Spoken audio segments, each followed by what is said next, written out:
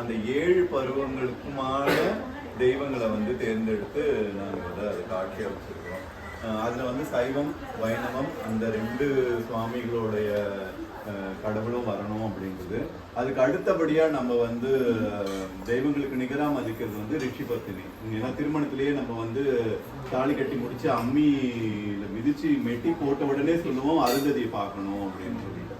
So கடவுளுக்கு நிகராக வந்து காட்டுற அந்த ஒரு இதை வந்து இருக்கிறதுனால அவங்களையுமே குருவில் வந்து சேர்த்துருக்கோம்.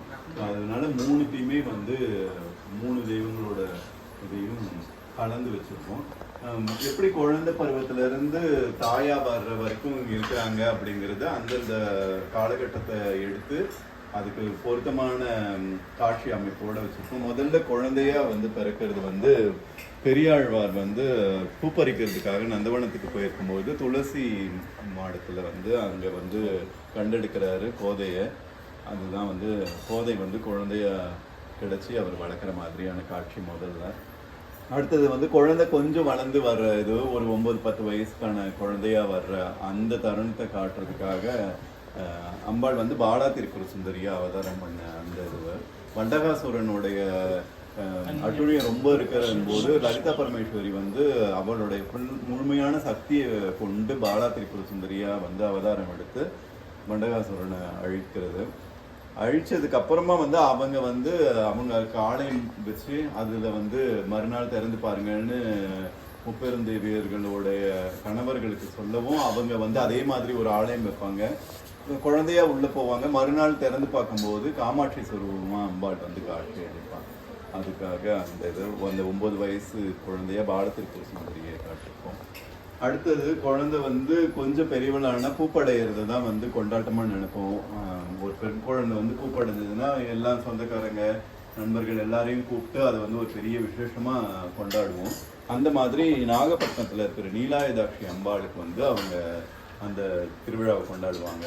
அதை காட்டுறதுக்காக அது நம்ம அதே மாதிரி சீர்வரிசையெல்லாம் வச்சு அன்னைக்கு அந்த விசேஷத்தை கொண்டாடுறதுக்காக அது நீலாயுதாட்சியை அந்த காட்டியிருக்கோம்.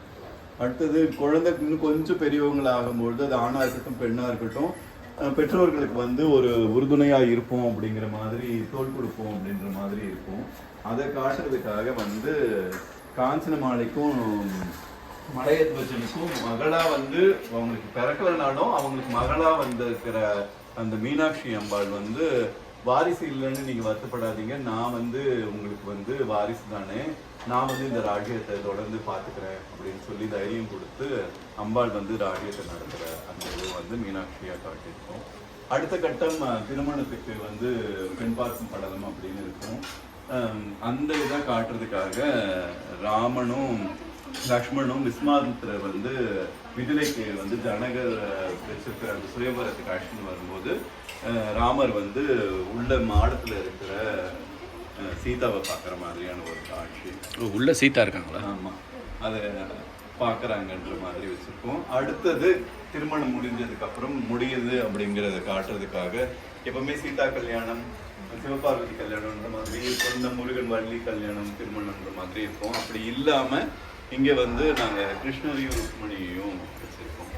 இப்போ திருமணம் முடிஞ்ச உடனே முதல்ல கேட்குற கேள்வி குழந்தைகள் அந்த மாதிரி இருக்கும். ஸோ குழந்தை பருவத்தை காட்டுறதுக்காக வந்து அத்ரி முனிவருடைய ரிஷிபத்தினியான அனுசுயாவை வந்து அங்கே வச்சிருக்கோம்.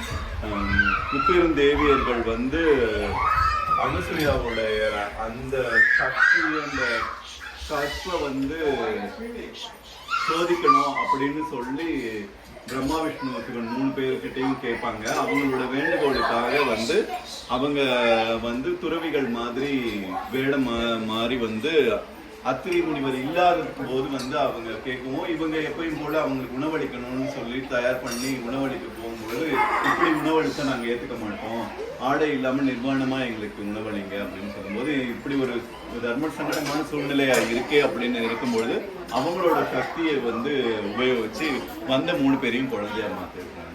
குழந்தையா மாற்றி அவங்களுக்கு பால் புகட்டுறாங்க. அந்த காட்சி தான். அடுத்தது குழந்தைய வந்து கொஞ்சம் பெரியவனால அதுவே நம்மளுக்கு ஒரு பெரிய பாதுகாப்புன்னு நினைப்போம். அது ஆணா இருந்தாலும் பெண்ணா இருந்தாலும் வீட்டில் ஒரு குழந்தை இருக்கு, பெரியவங்க யாரும் இல்லைனாலும் தைரியமா இருப்பாங்க, நமக்கு இன்னொரு பாதுகாப்பு இருக்குன்னு. அந்த மாதிரி அம்பாள் வந்து பார்வதி நீராட போகும்பொழுது ஒரு பாலகனை சிருஷ்டி பண்ணி பாதுகாப்புக்கு வச்சுட்டு போயிருப்பாங்க. அப்போ வந்து சிவன் வந்து அந்த இடத்துக்கு வரும்போது தடுத்து உள்ள விடாம அவர் வந்து வழிமறிச்சு நிற்பாரு. அவர் சிவனுக்கு உடனே கோபம் வந்துடும், நான் என் மனைவியை பார்க்க வந்திருக்கேன், நீ இப்படி வந்து தடுக்கிறீன்னு சொல்லிட்டு உடனே சிரச்சேதம் பண்ணிடுவாரு. அதுக்கப்புறம் அதை அறிஞ்ச பார்வதி வந்து கோபம் அடையும், சரி நான் வந்து திருப்பி உயிர் கொடுக்குறேன் அப்படின்னு சொல்லி வடக்க இருக்கிற முதல் உயிரினத்தை கொண்டு வந்து தலையை கொண்டு வந்து பொறுத்துங்க அப்படின்னு சொல்லி உயிராக்கள் தான் விநாயகர். அடுத்து குழந்தைங்க பெரியவங்களாகி அவங்களுக்கு திருமணம் புரிஞ்சு திருமணம் பண்ணி பார்க்கறது தான் ஒரு பெற்றோர்களுடைய மிகப்பெரிய சந்தோஷமான தருணமா இருக்கும். அதை காட்டுறதுக்காக முருகனுடைய திருமணத்தை வந்து அங்கே காட்டியிருக்கும். இந்திரனுக்கும் இந்திராணிக்குமான வளர்ப்பு மகளான தேவயானையை வந்து சூரபத்மனை அழிச்சதுக்காக வந்து திருமணம் பண்ணியிருக்காங்க. அதுக்கான காட்டு குழந்தையா இருந்து ஒவ்வொரு பருவத்துல வந்து அம்பாள் வேற வேற மாதிரி வந்து தாயா வந்து மாறுதா அப்படிங்கிறது